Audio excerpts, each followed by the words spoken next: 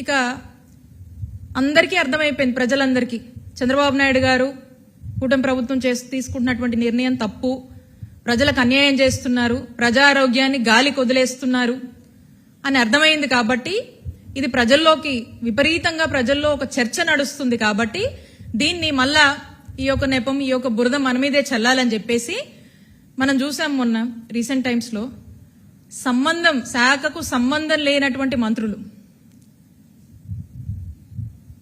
Forced గా, అవగాహన లేకుండా, సంబంధం లేకుండా, కనీసం ఈ మెడికల్ కాలేజీలు ఎలా ఉన్నాయి, ఎక్కడున్నాయని కూడా చూడకుండా ఇష్టం వచ్చినట్టుగా అపహాస్యంగా ఈ గవర్నమెంట్ మెడికల్ కాలేజ్ గురించి మాట్లాడుతూ ఉన్నారు. దీన్ని ఏమనాలి? ఇది ఏ హయాంలో వచ్చింది? ఎవరి హయాంలో వచ్చింది? మెడికల్ కాలేజ్ వర్క్స్ అని ఇమీడియట్ గా స్టాప్ చేయమని ఎవరు ఇచ్చారు ఈ ఆర్డర్? మీరు కాదా? ఈ తప్పు మీది కాదా? మనం చూసాము, జనరల్ గా గ్రాఫిక్స్ అంటే లేనిది ఉన్నట్టు చూపించడం గ్రాఫిక్స్ అంటే. మరి మొన్న మంత్రి గారు మాట్లాడుతూ ఉన్నారు, ఉన్నది లేనట్టుగా చూపిస్తా ఉన్నారు గ్రాఫిక్స్. కూటమి ప్రభుత్వం వాళ్ళకే సాధ్యం ఇది.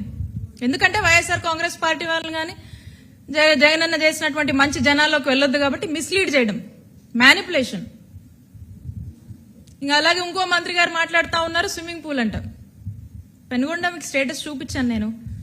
ఈ లెటరు మీ మీ మీ ప్రభుత్వమే, గవర్నమెంట్ డైరెక్షన్ లోనే ఈ లెటర్ మీరు పెట్టి, అఫీషియల్ గా పెట్టి ఎవరిని బ్లేమ్ చేస్తారండి?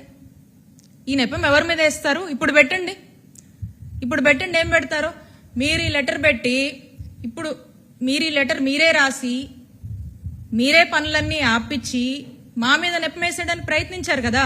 మరి ఇప్పుడు ఏం గ్రాఫిక్స్ చూపిస్తారో, ఇప్పుడు ఏం మాట్లాడతారో, ప్రజల్లోకి వస్తే, ఆయా ప్రాంతాలకు వస్తే దీని గురించి మనము గ్రాఫిక్స్ లేకపోతే ఇంకోటో కాదండి.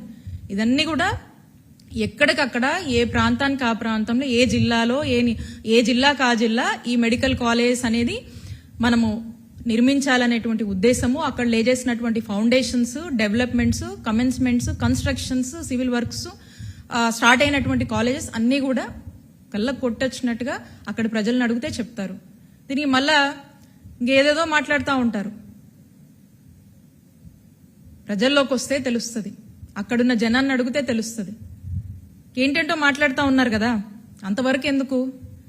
మా నాయకుడు జగన్మోహన్ రెడ్డి గారు ఈ కాలేజ్ నిర్మాణం విషయంలో క్రిస్టల్ క్లియర్ గా అడుగులు ముందుకు వేసి 5 కాలేజీలు ప్రారంభించారు. ప్రజల్లోకి వెళ్తే వాళ్లే చెప్తారు, ఆ ప్రాంత ప్రజలే చెప్తారు. మేము అడుగుతా ఉన్నాము, ఒకసారి చంద్రబాబు నాయుడు గారు 14 సంవత్సరాలు ముఖ్యమంత్రిగా చేశారు ఎర్లియర్, ఇప్పుడు కూడా వారే ముఖ్యమంత్రిగా ఉన్నారు. ఏ రోజైనా ఈ రాష్ట్రానికి ఒక గవర్నమెంట్ మెడికల్ కాలేజ్ తీసుకురావాలి అని చెప్పి కనీసం ప్రయత్నమైనా చేశారా అని మేము ప్రశ్నిస్తా ఉన్నాం. కనీసం ఒక ఆలోచన చేశారా? చేయలేదు. ఇప్పుడు చేస్తున్నారా?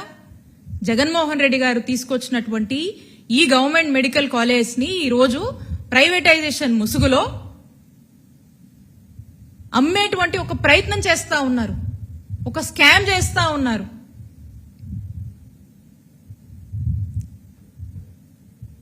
ఇంత మాత్రం కూడా చిత్తశుద్ధి లేకుండా మేం తీసుకొచ్చినటువంటి ఈ ఎస్టాబ్లిష్మెంట్స్ నే ఎందుకు ప్రజలకు దూరం చేస్తున్నారు? ఇది తప్పు.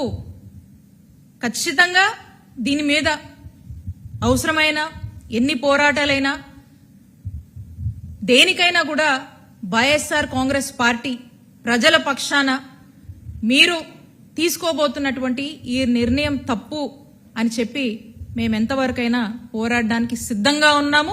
ప్రజల పక్షాన ఈ విషయంలో మేము పోరాడుతూనే ఉంటామని తెలియజేస్తున్నాను.